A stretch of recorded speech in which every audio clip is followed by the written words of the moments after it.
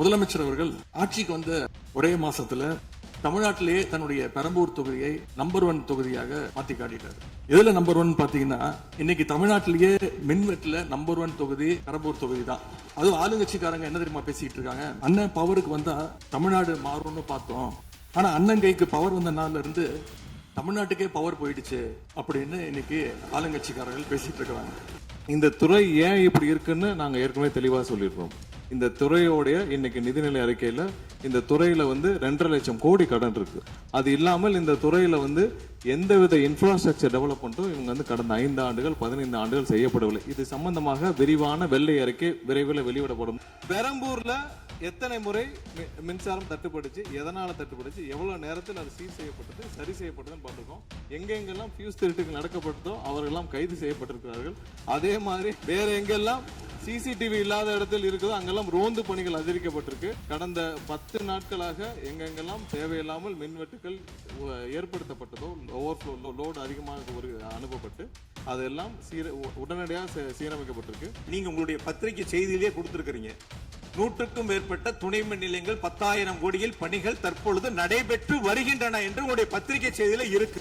அப்ப இதெல்லாம் கடந்த காலங்களில் தொடங்கப்பட்ட திட்டங்கள். நீங்க எதையும் தொடங்கலன்னு பொத்தாம் பொதுவா சொல்வதை விட்டுவிட்டு என்னென்ன கூடுதலாக நாம் எடுத்துக்கொள்ள வேண்டும் என்பதை கவனத்திலே இந்த அரசு கொள்ள வேண்டும். கடந்த ஆட்சியில் அறிவிப்புகள் மட்டும்தான் செஞ்சிருக்காங்க, எதையும் செயல்படுத்தவில்லை.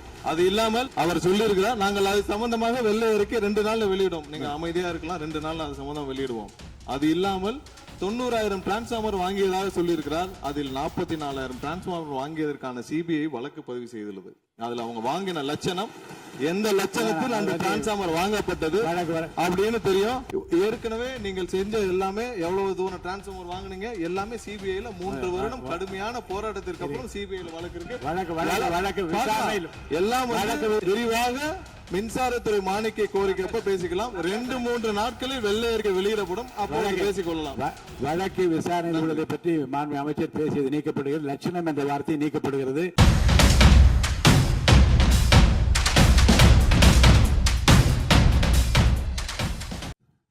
மாண்பு பேரவைத் தலைவர்களே, முன்னாள் அமைச்சர் அறநிலையத்துறை அமைச்சர் அதற்கான சரியான விளக்கத்தை கொடுத்திருக்கிறார். இப்போ இருக்கக்கூடிய மாண்பு அமைச்சர் அவர்களும் சில விளக்கங்களை கொடுத்திருக்கிறார். கார் பார்க்கிங் ஃபெசிலிட்டி என்பதும் ஒரு அத்தியாவசிய தேவைதான். அது ஒன்றும் தேவையில்லாத எல்லாருமே இப்போ கார் வச்சிருக்கிறாங்க, கோயிலுக்கு வரவங்க கார்லேயும் தான் வருவாங்க. எனவே அதுவும் ஒரு தேவைப்படுகின்ற ஒரு வசதி தான். நான் கேட்டுக்கொள்வதெல்லாம், எங்களுடைய ஆட்சியில் அறநிலையத்துறை சார்பாக 4 கல்லூரிகளை திறந்திருக்கிறோம். ஆண்டுக்கு 1500 மாணவர்கள் படிச்சுட்டு இருக்கிறாங்க. அதெல்லாம் நீங்க தொடர போறீங்களா, இல்லை இந்த திட்டத்தை கைவிட போறீங்களா அப்படிங்கிறதா உங்களுடைய நிலைப்பாடு என்ன என்பதுதான். மாண்பு உறுப்பினர் சொல்லிட்டாங்க. அதாவது ஏற்கனவே கல்லூரிகள் மற்ற அமைப்பில் எந்த விதமான தடையெல்லாம் அதையும் நாங்கள் தொடருவோம் என்ற வார்த்தை அவர் பேசும்போது குறிப்பிட்டிருக்கிறார். நன்றி. மாண்பு பேரவைத் தலைவர் அவர்களே, தமிழ்நாட்டில் இருக்கக்கூடிய 12 மாநகராட்சிகளிலும் தூய்மை பணி செய்வதை தனியார் மையம் செய்ய போகிறதாக தொலைக்காட்சிகளையும் பத்திரிகைகளையும் தொடர்ந்து செய்திகள் வந்து கொண்டிருக்கிறது. கடந்த காலத்துல போராடிய தூய்மை பணியாளர்கள் எல்லாம் நேரில் சந்திச்சிருக்கார் இன்றைய முதலமைச்சர் அவர்கள். ஆட்சிக்கு வந்ததும் தூய்மை பணியாளர்களா பணி நிரந்தரம் செய்வோம் அப்படின்னு அப்ப வாக்குறுதியும் கொடுத்திருக்கிறாரு. ஆனா இன்னைக்கு சொன்னதுக்கு நேர் எதிராக தனியார் மையம் அப்படின்னு செய்திகள் வந்து கொண்டிருக்கிறது. இதற்கும் முதலமைச்சர் அவர்கள் அவருடைய பதில் உரையில விளக்கத்தை தர வேண்டும் என்று கேட்டுக்கொள்கின்றேன். மாண்பு பேரவைத் தலைவர் அவர்களே, சும்மா சொல்லக்கூடாது. நம்முடைய முதலமைச்சர் அவர்கள் ஆட்சிக்கு வந்த ஒரே மாசத்துல தமிழ்நாட்டிலேயே தன்னுடைய பெரம்பூர் தொகுதியை நம்பர் 1 தொகுதியாக மாத்தி காட்டிட்டார். எதுல நம்பர் 1 பாத்தீங்கன்னா, இன்னைக்கு தமிழ்நாட்டிலேயே மின்வெட்டுல நம்பர் 1 தொகுதி பெரம்பூர் தொகுதி தான். அதுவும் ஆளுங்கட்சிக்காரங்க என்ன தெரியுமா பேசிட்டு இருக்காங்க, அண்ணன் பவருக்கு வந்தா தமிழ்நாடு மாறும்னு பார்த்தோம், ஆனா அண்ணன் கைக்கு பவர் வந்த நாள்ல இருந்து தமிழ்நாட்டுக்கே பவர் போயிடுச்சு அப்படின்னு இன்னைக்கு ஆளுங்கட்சிக்காரர்கள் பேசிட்டு இருக்கிறாங்க. மாண்புமிகு மின்துறை அமைச்சர், மாண்புமிகு பேரவைத் தலைவர் அவர்களே, மாண்புமிகு முதல்வர் அவர்களே, மாண்புமிகு எதிர்கட்சி தலைவர் சொல்றப்ப தமிழ்நாட்டுக்கு ஏதோ மின்வெட்டு இருக்குன்னு சொல்லியிருந்தாரு. நாங்கள் ஒவ்வொரு நாளும் தமிழ்நாட்டில் எங்கெங்க எதனால மின்வெட்டு விழுதுன்னு நம்ம வந்து பப்ளிஷ் பண்ணிட்டு வரோம், டேஷ்போர்ட் பப்ளிஷ் பண்ணிட்டு வரோம். அதுல எதனால என்ன காரணம்னு சொல்லிட்டே வரோம். இந்த துறை ஏன் இப்படி இருக்குன்னு நாங்க ஏற்கனவே தெளிவா சொல்லிடுறோம். இந்த துறையோடைய இன்னைக்கு நிதிநிலை அறிக்கையில இந்த துறையில வந்து 2.5 லட்சம் கோடி கடன் இருக்கு. அது இல்லாமல் இந்த துறையில வந்து எந்தவித இன்ஃப்ராஸ்ட்ரக்சர் டெவலப்மெண்ட்டும் இவங்க வந்து கடந்த 5 ஆண்டுகள் 15 ஆண்டுகள் செய்யப்படவில்லை. இது சம்பந்தமாக விரிவான வெள்ளை அறிக்கை விரைவில் வெளியிடப்படும் நம்ம ஏற்கனவே சொல்லியிருக்கோம். அது இல்லாமல் இந்த துறைக்கு கடந்த 5 ஆண்டுகளாக எவ்வளவு பேர் ஆள் எடுத்தார்கள் என்று, எவ்வளவு பேர் வேலைக்கு ஆள் எடுக்கப்பட்டது என்பதையும் நாங்கள் விளக்க இன்னும் ஒரு சில நாட்கள்ல இதற்கான விளக்கமாக வெள்ளை அறிக்கையை நாங்கள் கண்டிப்பாக வெளியிடுவோம். இந்த துறையில் பாத்தீங்கன்னா இப்ப வந்து வேக்கண்ட் மட்டும் 70,000 வேக்கண்ட் இருக்கு. இது எல்லாம் சீரமைத்து இந்த ஒரு வாரமாக 10 நாட்களாக மொத்தம் 125 குழுக்கள் அமைக்கப்பட்டிருக்கு. இந்த துறையில வந்து நம்ம வந்து எதனால இந்த மின்வெட்டுகளை சரி செய்ய 125 குழுக்கள் அமைக்கப்பட்டு 500 பேர் வந்து வெளியிலிருந்து கான்ட்ராக்ட்லாம் எடுக்கப்பட்டு எங்கெங்கெல்லாம் மின்வெட்டுகள் இருக்கோ அது சரி செய்யப்பட்டிருக்கு. கடந்த ஒரு வாரமா நீங்க பார்த்திருப்பீங்க, ஒவ்வொரு நாளும் எதனால் மின்சாரம் தட்டுப்படுதுன்னு சொல்லி பப்ளிஷ் பண்ணிட்டே இருக்கோம். பொதுவாக குற்றச்சாட்டுகள் சொல்லுவதை தவிர்த்து விட்டு எங்க ஸ்பெசிபிக்கா எந்த நாள்னு சொல்லிட்டு பெரம்பூர்ல அதான் சொல்றோமே, பெரம்பூர்ல எத்தனை முறை மின்சாரம் தட்டுப்படுச்சு, எதனால தட்டுப்படுச்சு, எவ்வளவு நேரத்தில் அது சீர் செய்யப்பட்டது, சரி செய்யப்பட்டதுன்னு பார்த்திருக்கோம்.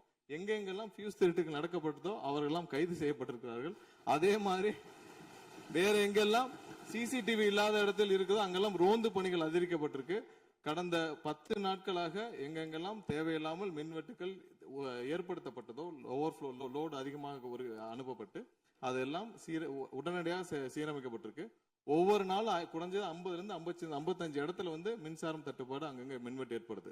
சோ அதுல 35 இடத்துக்கு கீழேயாவது 1 மணி நேரத்துக்குள்ள சரி செய்யப்பட்டு வருகிறது. அதுக்கான டேஷ்போர்டுக்கு தெளிவாக எதிர்க்கட்சி தலைவர் பார்த்து விட்டு பேசினால் நன்றாக இருக்கும். மாண்புமிகு முன்னாள் அமைச்சர் மாண்பு உறுப்பினர் செந்தில் பாலாஜி அவர்கள். மாண்புமிகு பேரவைத் தலைவர்களே, எங்களுடைய எதிர்க்கட்சி தலைவர்கள் சொன்னார்கள் மின்வெட்டு சம்பந்தமாக. இப்போதைய அமைச்சர் அவர்கள் அது குறித்து கருத்துக்களை சொன்னார்கள். கடந்த 5 ஆண்டுகளில் சீரான மின் விநியோகத்திற்கு 393 துணை மின் நிலையங்கள் அறிவிக்கப்பட்டு அதற்கான பணிகள் பெரும்பான்மையாக முடிக்கப்பட்டு பயன்பாட்டிற்கு கொண்டு வரப்பட்டிருக்கின்றன.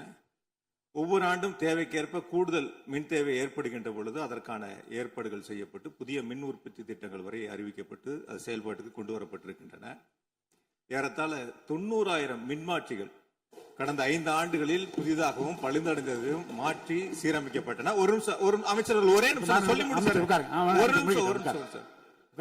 அதாவது ஒவ்வொரு ஆண்டும் கூடுகின்ற பொழுது மின் தேவை கூடுகின்ற பொழுது அதற்கான ஏற்பாடுகளை நிர்வாக ரீதியாக செய்ய வேண்டியது அரசினுடைய கடமை. ஒரு அரசு பொறுப்பேற்ற பிறகு முதல் முறையாக அந்த அரசினுடைய துறையினுடைய உயர் அதிகாரிகளை அழைத்து ஆய்வு கூட்டங்களை நடத்தி என்னென்ன குறைபாடுகள் இருக்கின்றன அதை எப்படி நிவர்த்தி செய்யலாம் என்பது களையெடுக்க வேண்டியது அரசினுடைய கடமை, துறையினுடைய கடமை. எனக்கு தெரிந்தவரை இதுவரை மின்துறையில் அந்த மின் விநியோகத்தில் இருக்கக்கூடிய துறையினுடைய அதிகாரிகள் ஆய்வு கூட்டங்கள் வரை இதுவரை நடைபெறவில்லை. அதைத்தான் அங்கிருக்கு பணியாற்றக்கூடியவர்கள் சொல்கின்றார்கள். இப்பொழுது இருக்கக்கூடிய பணியாளர்களை வைத்துத்தான் கடந்த 5 ஆண்டுகளும் மிக சிறப்பாக எந்தவித மின் தடையும் இல்லாமல் சீரான மின் விநியோகம் வழங்கப்பட்டன. எனவே கடந்த காலங்களில் இருக்கக்கூடிய குறைகளை தொடர்ச்சியாக ஒரே கருத்துக்களை முன்வைப்பதை விட இந்த அரசு துறையினுடைய அதிகாரிகளை அழைத்து ஆய்வுக் கூட்டங்களை நடத்தி கடைமுறை வரை மின் விநியோகம் சீராக எடுத்து செல்வதற்கான முன்னெடுப்புகளை எடுக்க வேண்டும். எங்களுடைய எதிர்க்கட்சி தலைவர் துணை முதலமைச்சராக இருந்த பொழுது அவருடைய சேப்பாக்கம் திருவல்லிக்கேணியிலேயே பல்வேறு மின் திட்டங்களை தங்களுடைய திருக்கரங்களால் தொடங்கி வைத்திருக்கின்றார்கள். அது அனைத்து தொகுதியிலும் அனைத்து மின் திட்டங்களும் சிறப்பாக கடந்த 5 ஆண்டுகளில் நிறைவேற்றப்பட்டிருக்கின்றன. அதையும் நீங்கள் எடுத்து பார்த்து இனி என்னத்தை நீங்க உங்களுடைய பத்திரிகை செய்தியிலேயே கொடுத்திருக்கிறீங்க. 100க்கும் மேற்பட்ட துணை மின் நிலையங்கள் 10,000 கோடியில் பணிகள் தற்பொழுது நடைபெற்று வருகின்றன என்று உங்களுடைய பத்திரிகை செய்தியில இருக்கு. அப்ப இதெல்லாம் கடந்த காலங்களில் தொடங்கப்பட்ட திட்டங்கள். நீங்க எதையும் தொடங்கலன்னு பொத்தாம் பொதுவா சொல்வதை விட்டுவிட்டு என்னென்ன கூடுதலாக நாம் எடுத்துக்கொள்ள வேண்டும் என்பதை கவனத்திலே இந்த அரசு கொள்ள வேண்டும். மாண்புமிகு பேரவைத் தலைவர் அவர்களே, மாண்புமிகு உறுப்பினர் மாண்புமிகு உறுப்பினர் சொன்னப்ப சொன்னாரு அறிவிப்புகள் நிறைய செஞ்சிருக்கோம்னு. கடந்த ஆட்சியில் அறிவிப்புகள் மட்டும்தான் செஞ்சிருக்காங்க, எதையும் செயல்படுத்தவில்லை. அது இல்லாமல் அவர் சொல்லி இருக்கிறார் நாங்கள் அது சம்பந்தமாக வெள்ளை அறிக்கை 2 நாள்ல வெளியிடுவோம். நீங்க அமைதியா இருக்கலாம், 2 நாள்ல அது சம்பந்தம் வெளியிடுவோம். அது இல்லாமல் 90,000 டிரான்ஸ்பார்மர் வாங்கியதாக சொல்லியிருக்கிறார். அதில் 44,000 டிரான்ஸ்பார்மர் வாங்கியதற்கான சிபிஐ வழக்கு பதிவு செய்துள்ளது. அதுல அவங்க வாங்கின லட்சணம், எந்த லட்சணத்தில் அந்த டிரான்ஸ்பார்மர் வாங்கப்பட்டது அப்படின்னு தெரியும். அது இல்லாமல் அதற்கு முன்னால் இருந்த மின்சாரத்துறை அமைச்சர் அங்கே அமைதியா உட்கார்ந்து இருக்கிறார். முன்னால் இருந்த மின்சாரத்துறை அமைச்சர் அமைதியா உட்கார்ந்து இருக்கிறார். இது தேவையற்ற விவாதத்தை எழுப்ப வேண்டாம். 2 நாட்கள்ல வெள்ளை அறிக்கை வெளியிடப்படும். அதற்கப்புறம் இது சம்பந்தமாக அதற்கப்புறம் மின்சாரத்துறை மானிய கோரிக்கை அது சம்பந்தமாக அடுத்து மின்சாரத்துறை மானிய கோரிக்கை வரும்பொழுது தெளிவாக பேசிக் கொள்ளலாம். ஏற்கனவே நீங்கள் செஞ்ச எல்லாமே எவ்வளவு தூரம் டிரான்ஸ்பார்மர் வாங்குனீங்க எல்லாமே சிபிஐல 3 வருடம் கடுமையான போராட்டத்திற்கு அப்புறம் சிபிஐல வழக்கு இருக்கு. எல்லாம் விரிவாக மின்சாரத்துறை மானிய கோரிக்கை எப்ப பேசிக்கலாம். 2-3 நாட்களில் வெள்ளை அறிக்கை வெளியிடப்படும். அப்போது பேசிக் கொள்ளலாம். வழக்கு விசாரணை பற்றி மாண்பு அமைச்சர் பேசியது நீக்கப்படுகிறது. லட்சணம் என்ற வார்த்தை நீக்கப்படுகிறது.